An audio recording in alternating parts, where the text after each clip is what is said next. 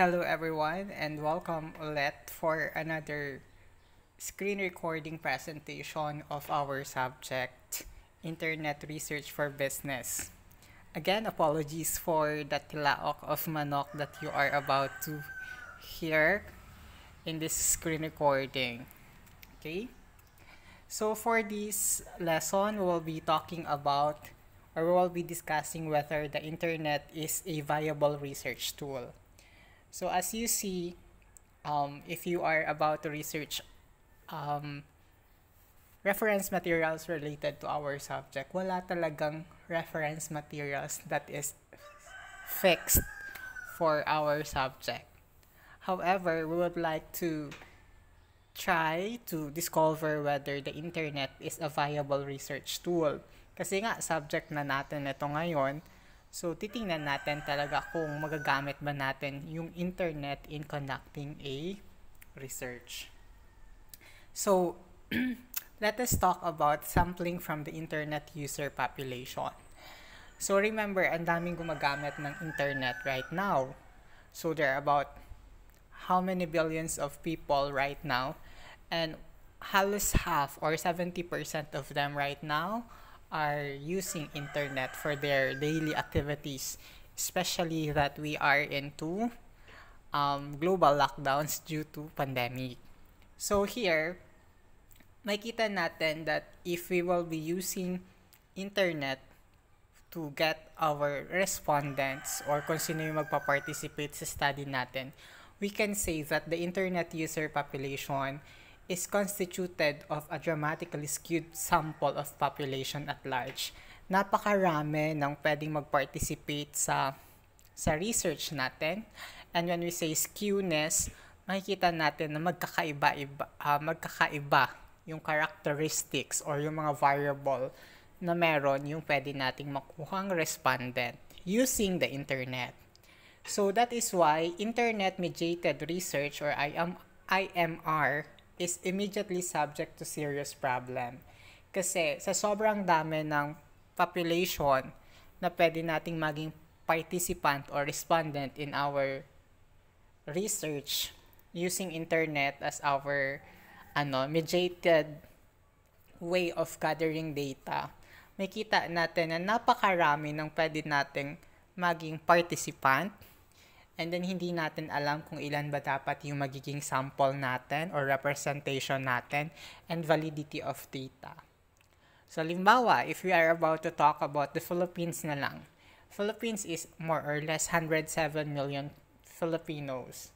And sabihin na natin 90 million of that are using internet right now or are capable of accessing internet in their daily activities.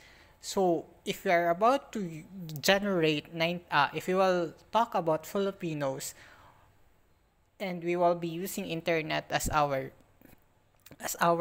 mediating tools in generating data, you have to generate at least 50%, 75% of 90 million. That is still millions. And how to generate them, how to encourage them to participate in our study is a very difficult task.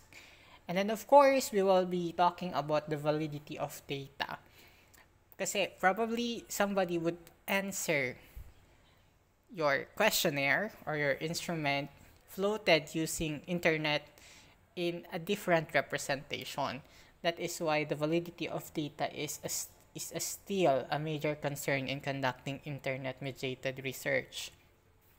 And then, of course, ang very good halimbawa nito is in 1996, Brondia conducted a research and he was able to generate a respondent that is probably coming from majority of the respondents that is coming from upper middle class and well-educated population. Kasi during that time, in 1998, those who were having access to internet are coming from upper middle class and well-educated population. So meaning to say, the segment of population that Brondia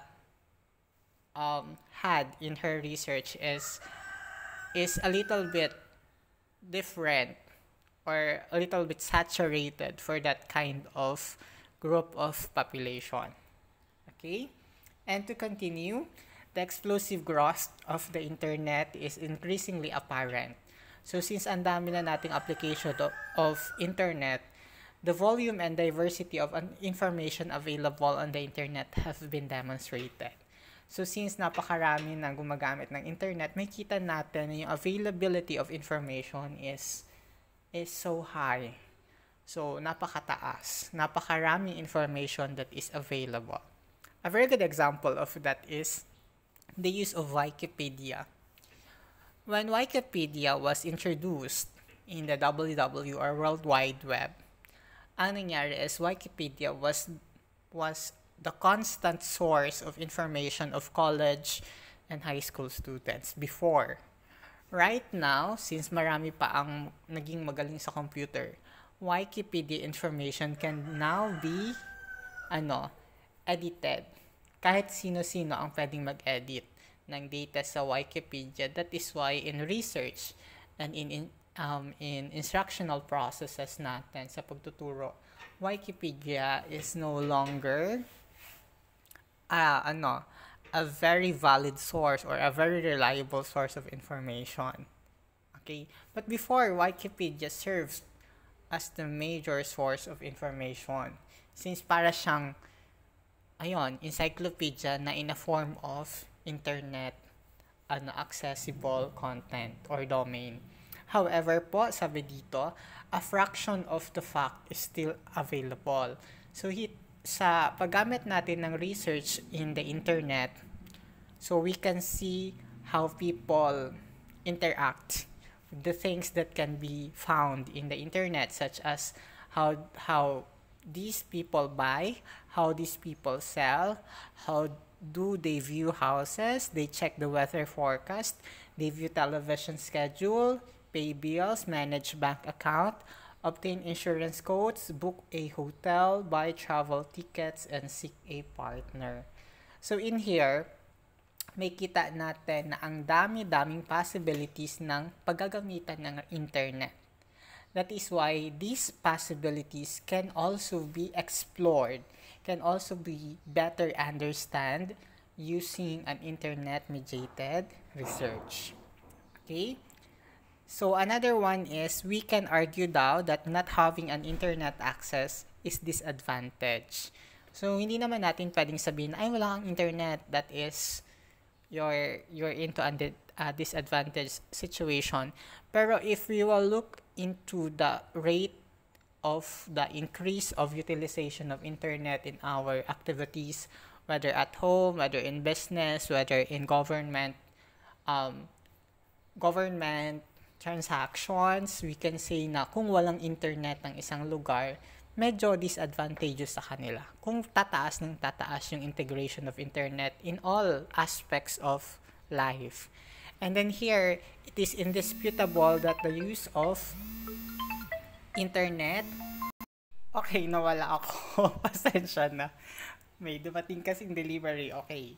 So, indisputable po that the use of internet in business, education, communication, recreation, and for commercial purposes is becoming more widespread. So, ibig sabihin, ulitin ko ulit, business, education, communication, recreation, and for commercial purposes, pwede tayong mag-conduct ng research about them or these areas wherein internet integration in their activities or in their operations, aspects of their operations. So, meaning to say, pwede tayong mag-conduct ng mga study about them. Okay? And of course, the number and diversity of internet resources are increasing. That is why, kung masyado ng accessible yung tao sa cheap internet-capable computer, mas gagrabe pa yung possibilities kung saan tayo pwedeng mag-improve in those aspects of internet integration. So, ayan, halimbawa, nabanggit ko nung first meeting natin na sa lesson 1 natin na pwede tayong mag-integrate ng website development in order for us to sell our business or our products or our services 24/7. So with this, if we were about to use cheap internet-capable computer, mas lalong mapafacilitate natin yung activities na yon. Okay?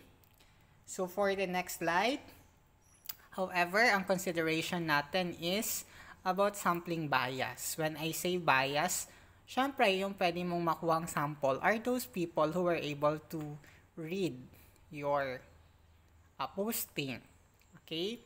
And then of course, these people are internet user population. Do not expect that your respondents na nagbabasa lang ng dyaryo will participate in your research unless they read your information, the information related or announcement related to your research in the internet. Okay, kung nagbabasa siya ng dyaryo, nakikinig ng radyo, probably he or she may not able to participate in your research. So bias agad 'yon. Ano pa ang another bias because of that? So, probably, sila pala yung target population mo or target sample mo. Unfortunately, since wala silang kakayahan na maka-access kay internet, hindi nila lugod na hindi nila na ibigay yung hinihingi mong data. Okay, example is the study of Smith and Lay in 1997 who compared the internet and an internet sample. And then, of course, internet and an internet sample. So, meaning to say, meron silang gumagamit ng internet na sample and merong hindi gumagamit ng internet. And sabi dito, they do not differ in terms of sexual orientation, marital status, ethnicity, education, and religiosity. However, magkaiba yung kanilang age and sex. Of course, saturated ng internet, yung medyo nakakahabol dun sa progress ng technological advances natin. So, probably, those 10 hanggang 50 or 60 can participate in the internet-mediated research, while those that are 90 to 100 plus who are not capable of participating in your research are, affected. And then, of course, yung traditional samples mo are magkaiba na. Okay? Kasi, in the internet sample, mas madami yung range niya kasi iba-iba na yung magiging participant mo depende dun sa nakabasa ng announcement mo. Okay? So, whereas po, sabi dito, 74% of the respondents daw during the study of Smith and Lay are male. And then, mas bias siya kasi ang population daw pala nung mga participant ng estudyante doon sa campus na pinagkanda-kanya ng study ay 80% are females. Okay, nakikita na natin yung difference. And then of course, may greater level of comparability siya kung saan yung demographic profile ay nag-iiba-iba. Okay, na hindi natin masyadong nakukuha sa traditional sampling method. Kasi kung sino lang yung tao sa isang lugar, yun lang yung nagiging participant natin. While using a research, pwede tayong makapag-conduct ng research sa buong Pilipinas using an internet-mediated survey. Okay? So, another one is, ang conclusion pa nito is limited pa siya in a way na kung saan yung volunteer in the research announcement might be saturated also for a group of volunteers. So, example, ang kailangan mo ay mga working moms. So, mga working moms. So, ang mag-volunteer sa'yo ay, kung dito lang sa isang lugar, sa Ragay, limited lang yung respondent mo. Pero if you posted in the internet, the announcement related to your research, pwedeng mas maraming working moms. Probably other parts of the globe can also participate. Okay? And then yung question natin is kung magkaiba ba talaga yung sampling result or sampling procedure in the internet in the traditional sampling procedure na ginagamit natin sa research. Okay? And then of course, additionally, the study of Grants et al. Collected data to determine female attractiveness. So, tingnan natin. Traditional undergraduate psychology student sample and sample of volunteer. So, ang ginawa nila is, nag-post sila ng survey sa American Psychological Association online research page. And then, marami ang nakakabasa nung kanilang announcement all throughout North America. And then, eventually, lumabas na inconclusive yung result. Bakit inconclusive? Kasi magkaiba yung tendency ng internet sample. Ayaw nila ng ganitong klaseng attractiveness of a female kasi mas bata pala sila compared doon sa traditional respondent. Okay, and because of that, ethically diverse din sila, and perhaps merong participant pa na females than males or more participants na females than males. So, iba yung perception nila about attractiveness. So, affected din yung result. And because of that, it is presumed na traditional sample is better compared to internet research. However, since mas marami yung ma-access or mag-access na participants sa study mo, pwedeng tanggalin mo siguro na lang during your coding, during your data analysis, tanggalin mo yung mga participant na medyo malayo sa tina-target mo. Pwedeng ganon. Pero since kung marami ang participant mo, pero kung napaka-konti ng participant mo and ang target mo number is ganito, hindi mo siya pwedeng gawin. Okay, so remember, we have to consult pa rin statistician in doing this kind of research. Okay? So, sabi dito, the use of internet as a data gathering tool is nevertheless becoming more and more widespread in social and behavioral research, kung saan yung empirical study natin about conducting internet research are more clearer na in picture. Okay, and of course, using internet-mediated research are encouraging. Bakit encouraging? It's because, and practical pa as well, kasi yung potential niya is mas mataas kaysa sa traditional research. And of course, the issue is not problematic kasi sabi dito, suggested na nung nakaraang slide na pwedeng bawasan natin ang target natin na sample. And then however, another relevant issue is that yung internet user surveys and the studies of internet composition should have a different internet sampling. Siguro gumawa ang mga statistician dapat ng ibang sampling method for internet-mediated research. Then, kasi ang ginagamit pa rin ngayon for this kind of research is the traditional one. Okay? Okay, another question is, to what extent daw yung internet sampling problematic? Hanggang saan ba talaga nagiging problematic tayo kay internet sampling? The first one is because of the representativeness of the population. Meaning to say, baka isang grupo lang ang sumasagot sa study mo. Hindi talaga lahat ng target population mo is nakasagot na sa study mo. So, baka hindi talaga siya represented yung population na sumagot. So, halimbawa, ang study niya is about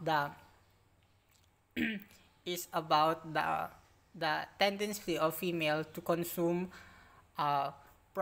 beauty products posted in the internet. So, yun yung study ninyo. So, probably, may a-answer na bata, may mag-a-answer na mas matanda than the expected samples natin. So, hindi siya nagiging represented lahat. Okay, ang target ko nyari natin is 18 to 35 years old. May sumagot na 50 plus, may sumagot na 12 years old. So, although represented nila yung ibang age, probably mas madami yung sumagot ng 12 and then the other age. And then yung target population mo logod who are capable or who are using cosmetic products more often are not really participating in your research. Okay? So, yung characteristic dapat ng group na nakukuha natin. Another concern is, kung magka-quali tayo, mas madali sanang mag-generalize.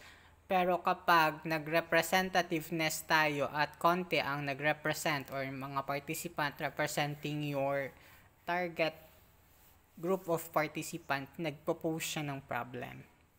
Okay? Another one is in cognitive psychology. Okay lang sana siya in low-level processes, pero kung nangangailangan siya ng broad sample representation, walang magpa-participate masyado. Okay? And that is the major problem. Okay? Another point is that mas marami po sa social sciences ang nangangailangan ng homogeneous sample. Pag sinabi nating homogeneous sample, purong grupo ng sample. Okay, example, student as a research participant. Maraming social sciences na ganon. Halimbawa, sa education, puro student ang participant natin or respondent. So, ang nangyayari is, pwede natin itong makuha, pero kailangan mong kumuha ng technique na lahat lang sasagot ay students. Okay? And then here, apparently, kailangan nating magkaroon ng mas marami pang basis para mag-conduct tayo ng study doon.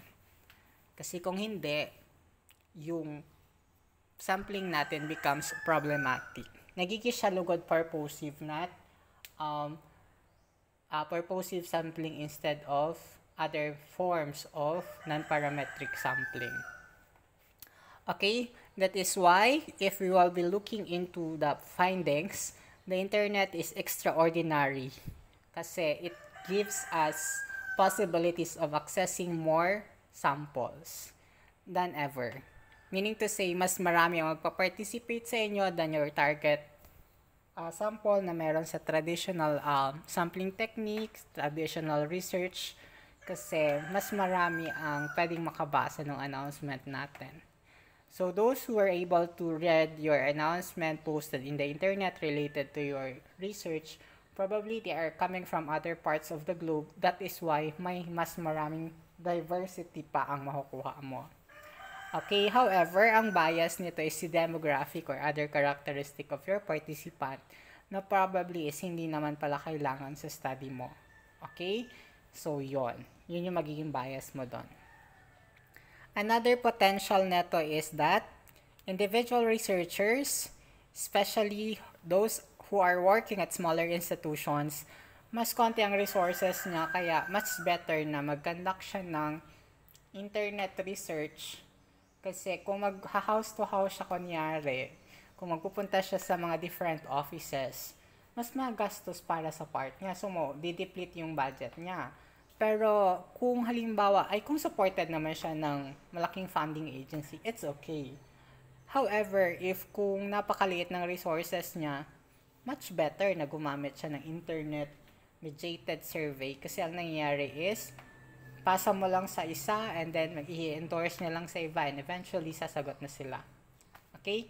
A very good example of that is ang daming researchers ngayon ang naging internet-mediated research because of pandemic. Bawal na mag face-to-face, so mga focus group discussion, mga interview are no longer allowed. That is why more quantitative researches was conducted kasi nga yon, no qualitative forms of data gathering are allowed. So walang pinayagan masyado. Example niyan, kung halimbawa, tina-target mo makarating sa Visayas just to generate data for your study, hindi siya mangyayari ngayon kasi nga walang flight. Pwede kang makakuha ng data galing sa Visayas pero using surveys that are floated or given through the use of internet. Okay, that is why mas mataas ang potential nito, mas cheap and time efficiently. Bakit time efficiently? Kasi probably may endorsement ka lang na hiningi from that office. Sa isang araw, nakasagot na yung target mong respondents. Pero kung mag-house to house ka, mag-school to school, mag-organization to organization, office to office, abutin ka ng isang buwan siguro in data gathering. Pero in use of internet researches, pwedeng diretso mo na siyang i-interpret after a day or 2 days or 3 days. Okay? And that is why may mga biases din kung saan hindi natin sigurado kung malawak talaga yung conduct ng study natin and diverse yung population natin. Okay? So, another one is, sabi dito, ano-ano yung mga pwede nating gawin para ma-improve ang internet surveys natin. Unang-una, kailangan nating tingnan yung characteristic ng ating respondent. Example, sino ba ngayon ang mas pinakamadalas gumagamit ng internet for leisure purposes? Is it male or female? So, kung female, so probably konti ang sasagot sa'yo na male in your research. And probably those male are those male na hindi masyadong gumagamit ng internet na ginagamitan or ginagamit ng internet activities na ginagawa ng ibang males. Kagaya ng, naglalaro kasi kunyari mga males palagi ng mga video games.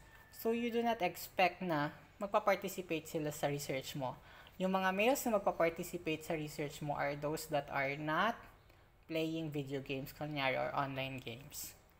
Okay? So, yon. Mas marami ang characteristic ng respondents mo sana kung lahat sila magpa-participate.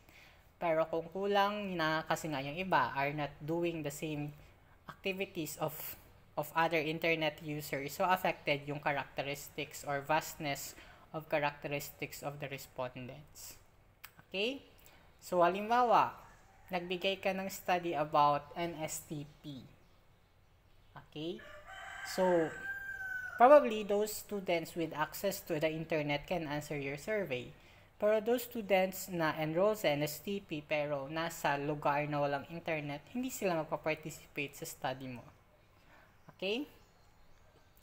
And then another report is that concerning further categories, kung saan mas marami ang pwede mag-describe ng ganitong characteristic. Halimbawa, is disability. Pero hindi naman pala talaga sila disabled. Ano pa? Whether ang person ngayon na to is tomboy, pero ang nilagay niya sa kanyang study is male, sa kanyang sagot sa survey mo is male. Pero dapat pala ay female siya. Okay? May trabaho, pero walang trabaho, pero nahiya siyang maglagay na unemployed. So, clinic niya yung employed. Okay? Ito yung pwede nating maging problema. And then, pero sa sobrang integrated na ang internet sa home, sa work, or elsewhere, so pwede natin gamitin ng internet in accessing our target respondents. In addition, internet users are important in assessing the opportunities. Mas marami ang opportunities natin, di ba? So, since mas maraming opportunities, nagiging broader ang capability ng research natin. However, we cannot assume muna before collating everything kasi ang population natin is biased na lang, unang-una. Kasi, yun nga, yung nag-participate lang sa'yo is yung nakakita ng result sa internet. Okay? Next is, sabi dito, participant to the study is affected by ways on how we recruit them. So, probably, nag-post tayo ng link sa survey natin in our Facebook. Ayaw pa rin nila sumagot. Okay? Placing banners on high exposure website. Ayaw pa rin sumagot. Posting announcement to www.surveying mailing list. Ayaw pa rin sumagot. And placing announcement on popular media. So, maraming nagiging problema sa ganito. Halimbawa is, kapag graduate na kayo, hanapin kayo ng mga teacher ninyo sa college. Kasi iti-trace kayo, ang tawag doon is tracer study. Ngayon, nag-post na yung teacher sa sarili niyang social media account about the link of the survey, blah, blah, blah. Wala, sinin nyo lang. Okay? And then, syempre, dadaanan nyo lang yung kanyang post. Kasi you're not friend or paano yung hindi nga friend ng teacher. And then, yon medyo nire-require yung teacher na 100% ngayon ng target nating respondent. Kasi hindi lahat maging respondent should answer. So, ano nangyari? Ipi-PM ka ng teacher. Hindi mo naman i-accept yung message niya. So, i-convey ng teacher yung message through your classmate, etc., etc. Paano kung hindi ka pala mabilis ma-convince nung mga tao na yun to participate? So, affected yung result ng survey nila. Okay? And then, ang sampling technology nito is already biased. Bakit biased? Tina-target mo lang yung isang grupo ng respondent, kaya naging biased siya. And then, this is an important distinction because substantial number of self-selecting group daw who responded to survey were interested in issues like the demographics of the web or in the most popular software used to access. Okay? So, halimbawa, gusto mong alamin yung perception ng tao about maginhawa pantry or community pantry. Sikat na sikat ito ngayon, 'di ba? So, maginhawa community pantry. Kanina may post sa mga national broadsheet or mga national mga major news agency natin na natitigal muna pansamantalang maginhawa community pantry kasi may problema daw in terms of permits, in terms of blah blah blah. So, tingnan mo yung response ng mga tao. So, kung may 1,433 kang comment dun sa na yon, pwede bang lahat mo yun kunin? Pwede, lahat. Tapos, igugrupo mo lang yon. That is considered as internet research. Pero remember, yung comment nila, which is either positive or negative against or supporting whoever person who said that maginhawa community pantry should not be allowed to blah blah blah. So, will not really reflect the entire community or the entire population natin as a Filipino. So, kasi response lang siya ng 1,000 plus na tao. Hindi siya response ng 107 million Filipinos. Okay? So, ayun yung magiging limitation ng surveys natin. And then here, paano tayo kukuha ng sampling? Pag sinabi nating sampling, sino ang magpa-participate sa study natin? The first sampling natin is volunteer sample or volunteer sampling. This is probabilistic. Pag sinabi nating non-probabilistic, wala. Kahit sino ang gusto mag-participate sana. Pag sinabi nating probabilistic sample, kahit sino, regardless of blah blah blah, ay pwedeng mag-participate. Pero since non-probabilistic ito, nakatarget lang siya sa isang grupo ng sample. Okay? So, ano nangyari? Nag-post ka ngayon ng instruction sa isang website. So, yon. Kung nakita nila and interested sila to join your study, so, yon, mapaparticipate sila.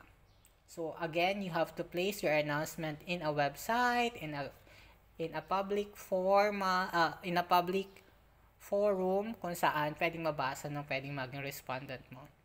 Another approach is to post announcement to the selection of news group. Example, GC, Facebook group, Viber group, Twitter, etc. Okay? And kung nakita nila yun, tapos gusto nila mag-participate, that will be volunteer sampling. How about problem on volunteer sampling? Ano probability nito? Yung nag-participate sa'yo cannot be generalized. Konti lang kunyari nag-participate. So, kung tinatarget mo is ganitong grupo ng tao, hindi mo siya ma-generalized kasi konting-konti lang yung nag-participate sa study mo. And then, nahihirapan ka ding makita kung yung nagsagot sa study mo ay enough, that is the sampling frame. Or, sino ba talaga yung mga nakakita lang ng announcement mo. So, dito, nagkakaroon ng bias. Kasi kunyari, may sumagot na 300. Okay, madami na ang 300. Pero ang target population mo is at least 5% of the population of Filipinos who are in school during the pandemic. So, ang 300 is not enough for the 5%. Kunyari, may 20 million. So, 5% of 20 million is ilan? Probably it's 100,000 or 1 million. I'm not sure. So, kung 1 million pala dapat ang target mong sample, hindi enough yung 300. So, hindi mo ma-generalize yung sagot ng 300 para mag-represent dun sa pwedeng maging sagot ng 5 or ng 5% or ng 1 million. Okay? Doon ka na magkakaroon ng sampling procedure bias. Okay? How to solve that volunteer sample? Sabi dito, you have to limit the number. Okay? And then another one is you have to count the number of hits to the website. Pag sinabi natin number of hits, titingnan mo, ilang beses bang dinownload yung announcement mo. Makikita mo siya sa website. Ilang beses dinownload. Pero, kunyari, may 100,000 downloads, tapos 10 na namang sumagot. So, that would say a little something about your study. Okay? During the exposure period, hindi pwedeng 2 years ang study mo. Kasi kung unemployment during the pandemic ang pinag-aaralan mo, 2 years mong pinost sa Facebook, kunyari, tas may nagpa-participate pa, wala nang pandemic, so hindi na siya reliable and valid. Okay? And then, of course, you have to recruit your participant. The first thing that you have to do is to limit those participants who can participate in your research. Anong methodology mo? Ano yung way para maka-generate ka ng data? And then, ano yung tools na gagamitin mo, instrument, techniques, and research domain. Okay? Ang pinaka-kadalasang ginagamit natin in generating data is questionnaire. Siguro encounter na kayo ito. Binigyan kayo ng questionnaire in Google Form, and then yon, adaptable tool siya for the use in internet-mediated research kasi madali nga siyang gamitin. Maklik-click lang. Ikaw, pagkatapos mong basahin, maklik ka. Pwedeng hindi mo na binabasa, sige ka lang click. Kasi kadalasan na nangyayari ngayon sa mga evaluation forms, sa mga webinar, seminar, sige ka na lang click.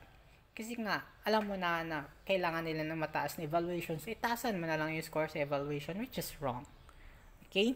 Interview naman is the scope for interactive communication.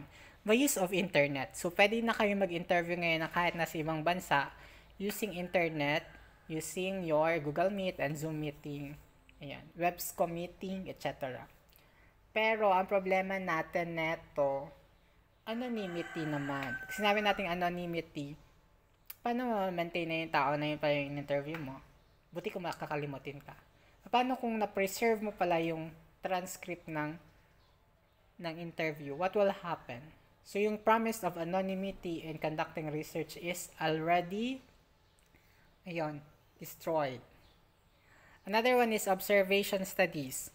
So, this is a wide variety of context kung saan tinitingnan natin dito kung yung binigyan mong tao of the natural setting is affected.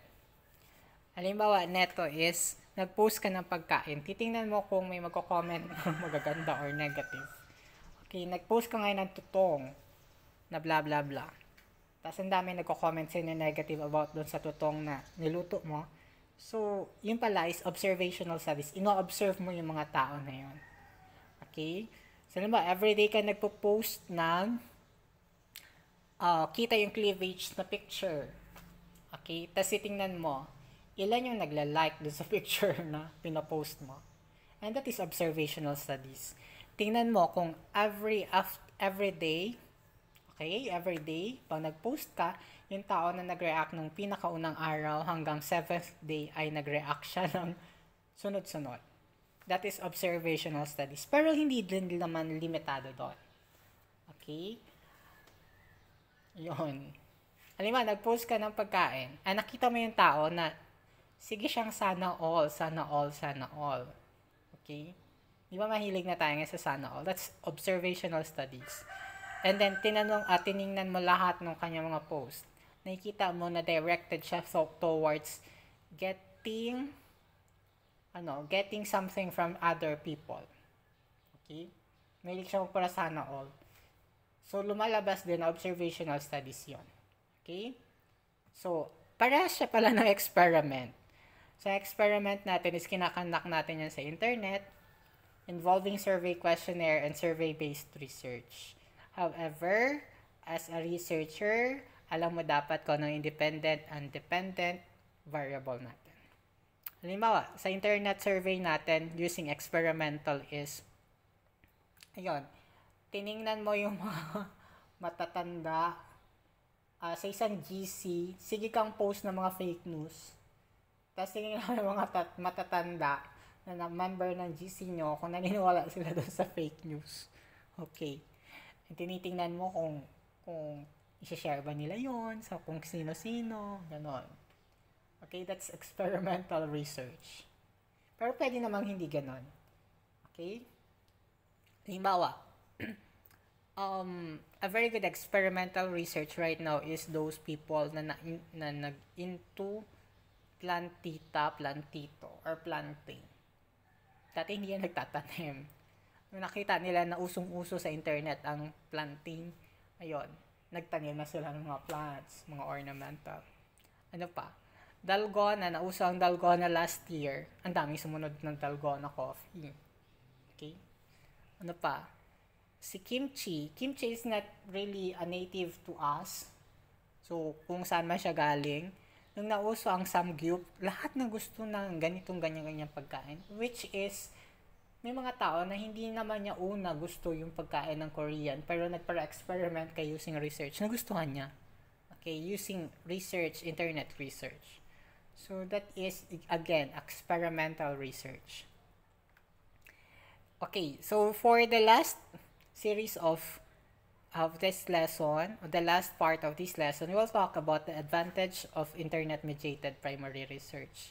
So, kailan ba tayo gagamit neto?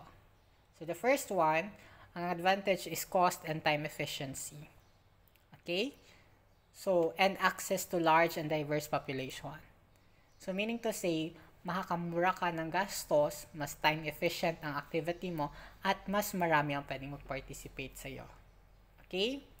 So, example of this, napakaliit ng school natin, konti lang nagpa-participate ng research, yung dami magpa-provide ng answer kung student ang respondent mo. Kaya mo makuha yung 700 na respondents kasi napakaliit ng school natin. Okay? Ang issue naman na pwedeng lumabas sa validity of your research is yun, nabanggit na siya kanina, kung valid ba talaga yung sugot nila. Okay? Another problem is the sample bias and lack of researcher control. Malay mo, hindi mo na-modify yung internet survey mo, isang tao lang pala yung nakasagot ng 10. Tapos nag-treat mo siya as a different persons. So, lagot. Affected yung study nyo nun. And then, another one is, yung sampling bias natin is no longer a major problem kasi ilalagay mo na lang yun sa consideration effective procedure in your research paper. Okay?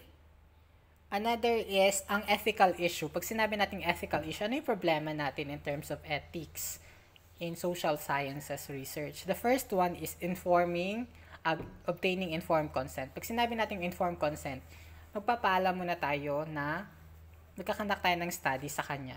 Pag pumayag siya, saka lang tayo magbibigay ng survey. Pero ano nangyayari ngayon, doon sa survey, may informed consent na siyang kasama. Pag nag-next na siya, ibig sabihin, nag-agree siya to participate. Okay, ensuring security and confidentiality of data. Paano mangyayari dito sa security and confidentiality of data? Paano natin masisiguradong yung tao na yun ay mapapangalagaan natin yung kanyang pangalan? Okay? Alam mo, yung sa teachers or sa faculty evaluation, paano masasabi na hindi alam ng faculty na ikaw pala yung nag-evaluate? Okay? That is security and confidentiality of data. Kasi syempre, affected yung tao na yun if ever na malaman mo yung result, yung identity niya. And then clarifying the private-public distinction, and then developing effective debriefing procedures. Paano pala kung sa debriefing procedures umiyak yung tao kasi may nakita sila sa study mo nakakaiba? Umiyak sila. Kasi alam mo, ang study mo is about anxiety. Na-found out ng tao na mataas pala yung anxiety, umiyak siya. Okay. Paano mo madi-debrief siya? Paano mo mapapagaan yung kalooban niya? Okay. And then another one is it is easier daw to email a study to send responses to the wrong answer by making a minor typing error. Pag mali na yung type niyang email address, yun, hindi na makakasali yung sagot niya sa study mo. Okay, another threat is kung halimbawa,